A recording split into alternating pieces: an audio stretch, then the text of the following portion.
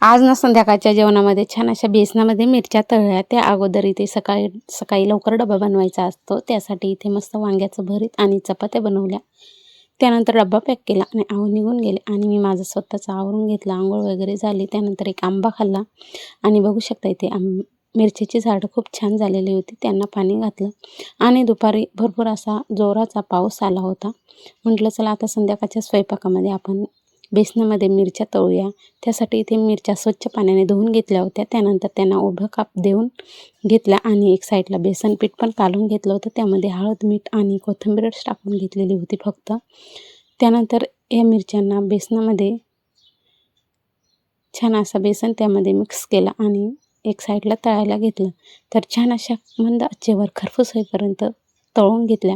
त्यानंतर माझा स्वयंपाक रेडीच झाला होता. तर इथे आज छान अशी मटकीची भाजी बनवली होती, मिरच्या तळल्या होत्या, भाकर आणि भात असा काही बेत होता. त्यानंतर ताट तयार केलं. तर चला आजचा ब्लॉग इथे सेंड करते. व्हिडिओ आवडल्यास लाईक शेअर करा. चॅनलवर नवीन असाल तर सबस्क्राईब करा.